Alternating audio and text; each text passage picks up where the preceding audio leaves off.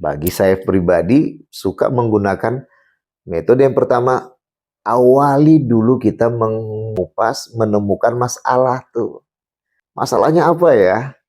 Kita baca dulu bagaimana kondisi yang ada. Kita lihat di medsos, kita lihat di buku, kita lihat di jurnal. Ketika kita membaca, ada yang tertarik kita dengan satu judul, tapi kita belum jumpa judul apa nih mau kita buat. Kita baca, kita kumpulkan jurnal itu, kita kumpulkan buku itu, kita kumpulkan berita-berita yang ada di medsos itu. Maka ketika itu adik-adik sekalian, di situ kita akan jumpa, terbaca kita. Oh, judul inilah yang menarik. Makanya, halo sahabat semuanya, salam giat. Berjumpa di channel al.andawi.andi. Jangan lupa klik tombol subscribe dan nyalakan loncengnya ya. Terima kasih. Assalamualaikum warahmatullahi wabarakatuh. Salam giat. Berjumpa kembali bersama channel al.andawi.andi. Kali ini kita akan mengupas tentang kajian bagaimana cara membuat latar belakang masalah.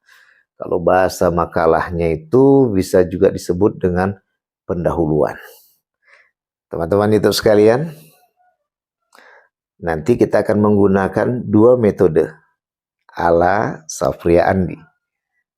Metode pertama, masalah dan teori atau tinjauan pustaka. Metode kedua, tinjauan pustaka baru masalah. Kita akan bahas sekarang. Metode yang pertama, tentunya ini akan lebih efektif. Bagi saya pribadi suka menggunakan metode yang pertama, awali dulu kita mengupas, menemukan masalah tuh. Masalahnya apa ya? Kita baca dulu bagaimana kondisi yang ada. Kita lihat di medsos, kita lihat di buku, kita lihat di jurnal. Ketika kita membaca, ada yang tertarik kita dengan satu judul, tapi kita belum jumpa judul apa nih mau kita buat. Kita baca, kita kumpulkan jurnal itu, kita kumpulkan buku itu, kita kumpulkan berita-berita yang ada di medsos itu. Maka ketika itu adik-adik sekalian, di situ kita akan jumpa, terbaca kita.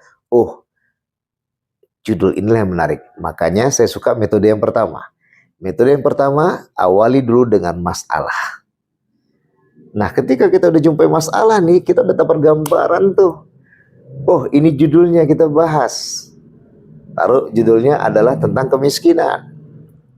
Ternyata selama ini yang muncul adalah hadirnya kemiskinan disebabkan kekosongan lapangan pekerjaan. Orang yang berpendidikan sudah banyak, lapangan pekerjaan makin kecil. Ya. Nah, dalam hal ini masalah itulah yang kita hadirkan. Nah, yang kedua, baru kita masuk kepada teori atau tinjauan pustaka. Bila sudah masuk kita tentang kemiskinan, tinjauan pustaka itu kita ambil. Kita akan jelaskan, pasti terutama kalian kita kembalikan adalah jangan lupa tuh Kamus Besar Bahasa Indonesia. Kenapa?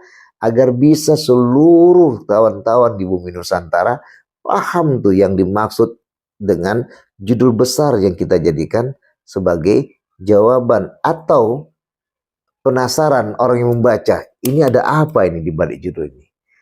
Jadi judul itu yang selalu saya katakan adalah inti dari permasalahan. Induk dari masalah itu adalah judul.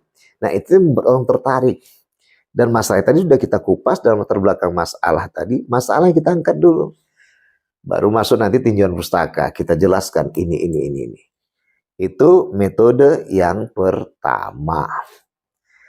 Teman-teman itu sekalian, ada pun metode yang kedua, kebalikannya, nggak jauh-jauh loh, nggak jauh-jauh.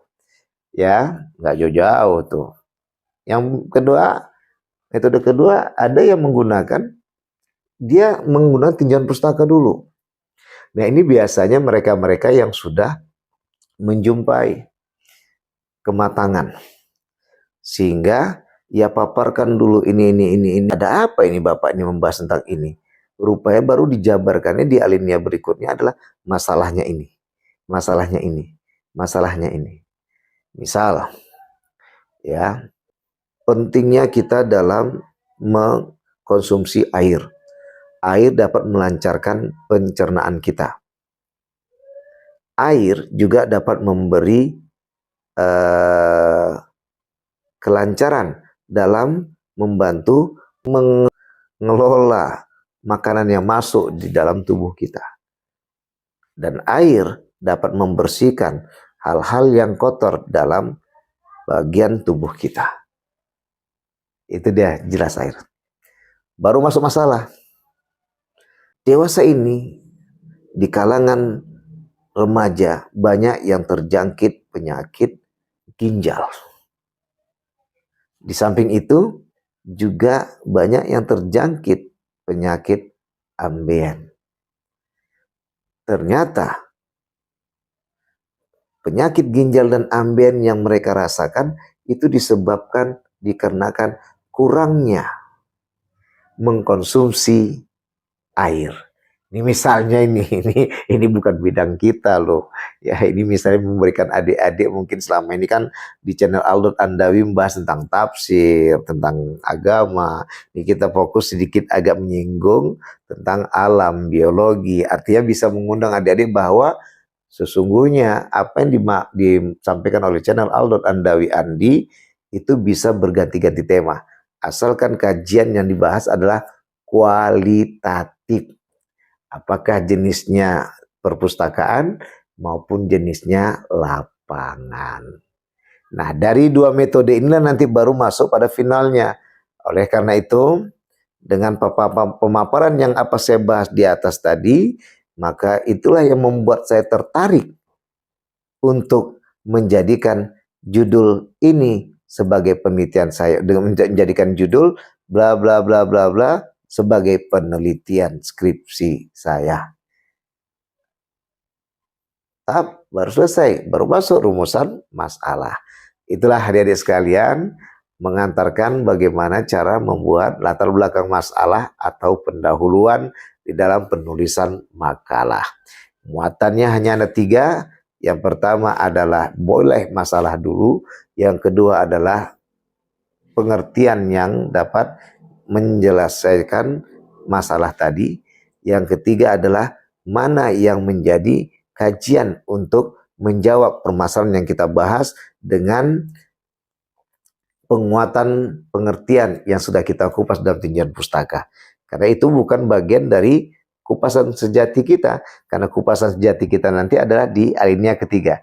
Oleh karena itu dari perihal 2 alinea di atas, maka makalah ini atau makalah inilah misalnya tertarik untuk mengupas judul bla bla bla bla bla bla dengan rincian pengertian ini. Gitu. Mudah-mudahan berguna buat adik-adik sekalian dengan muatan yang sudah kita bahas di atas tadi. Sampai jumpa di video berikutnya. Salam kiat. Wassalamualaikum warahmatullahi wabarakatuh.